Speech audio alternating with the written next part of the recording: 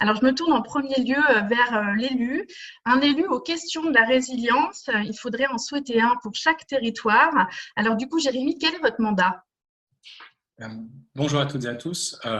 Déjà, merci pour l'invitation. Et puis, je vais essayer d'expliquer un petit peu la démarche que la métropole de Lyon est en train de mettre en œuvre de façon un peu macro. Et puis, je laisserai la parole à un cas pratique, en l'occurrence, qui a été mis en œuvre récemment avec Florian à l'issue de mon intervention. Donc, effectivement, vous l'avez noté, Emmanuel, il y a le nouvel exécutif de la métropole, arrivé en juin dernier, a décidé de mettre l'alimentation au cœur de son défi sur ce mandat. Et c'est la première fois qu'au sein de cette métropole, une délégation a été créée spécifiquement sur ce sujet de l'alimentation, de l'agriculture. Et merci pour les apports de Gilles Maréchal à l'instant sur la notion de résilience et comment prendre en compte cette résilience aujourd'hui sur les territoires. Je rejoins beaucoup de ces remarques qui ont été énoncées. Donc c'est un VP, un vice-président qui a été déterminé. Donc c'est déjà incarné au sein de cette métropole la politique qui va être menée. C'est aussi augmenter ses moyens. On a multiplié par 4 le budget destiné à l'alimentation et à l'agriculture sur ce mandat.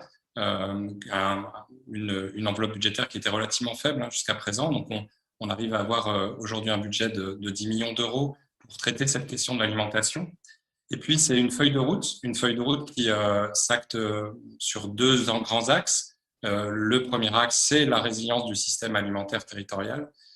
Et le deuxième axe, c'est la justice alimentaire, et on en parlera tout à l'heure, mais c'est vraiment les deux axes qui sous-tendent la politique alimentaire qu'on souhaite mettre en place. Tout ça prend forme dans un PAT.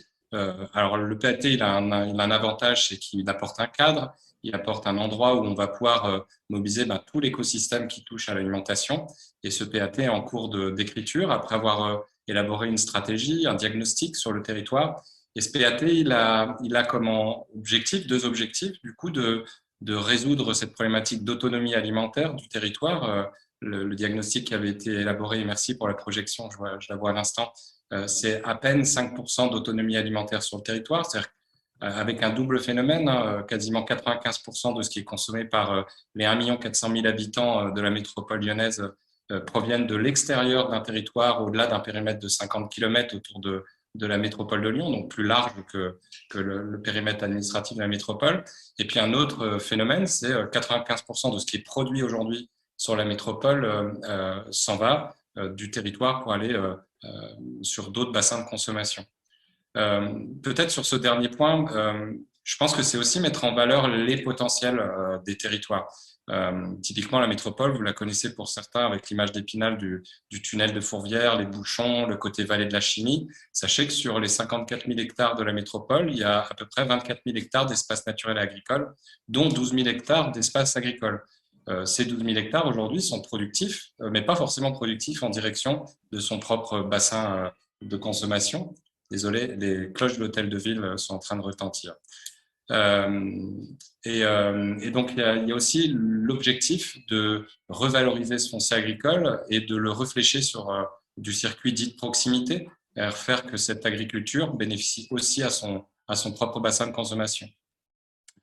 Ce que je voulais dire aussi, c'est que le PAT, il amène cette fameuse vision commune dont on parlait à l'instant dans le précédent table ronde, cette vision partagée avec des acteurs qui sont issus de mondes différents, d'écosystèmes différents, et d'arriver à les rassembler autour d'une orientation stratégique forte et de deux grands objectifs que je viens de décrire, justice alimentaire et résilience, permet aussi de commencer à faire que ces acteurs se focusent sur les mêmes objectifs.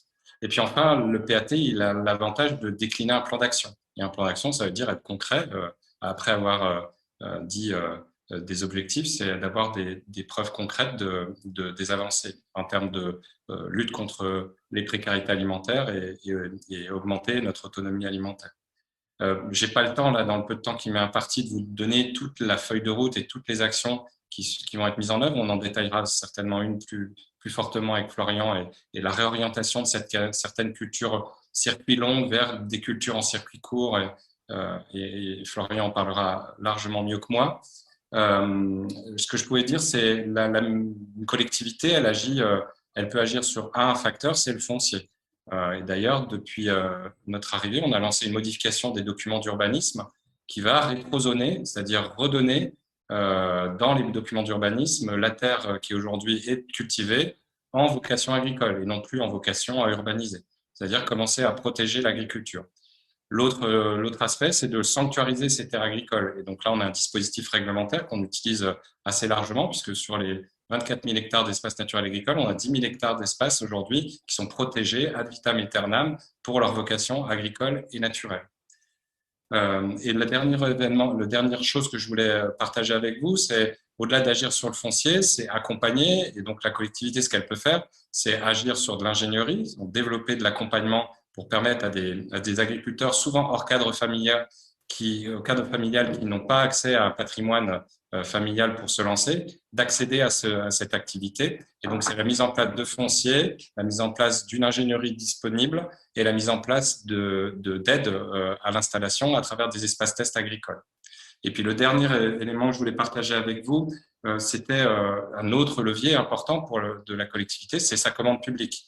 Et à travers sa commande publique, à travers ses achats, c'est de valoriser une typologie de production. Et en l'occurrence, avec notre compétence départementale, puisque la métropole a la chance d'avoir à la fois les délégations de certaines communes, mais également la compétence d'une interco, mais également la compétence d'un département, de pouvoir, à travers sa compétence départementale, orienter sa commande publique au travers des 80 et quelques collèges qu'elle a en sa responsabilité. C'est 24 000 assiettes qui sont servies quotidiennement, d'orienter les achats avec un objectif d'avoir à minima 50% d'approvisionnement local pour constituer les assiettes de nos collégiens à objectif 6 ans. Donc voilà, j'en ai fini. J'aurais bien voulu vous parler de justice alimentaire parce que c'est aussi un des piliers importants et de rejoindre la remarque de Gilles Maréchal à l'instant.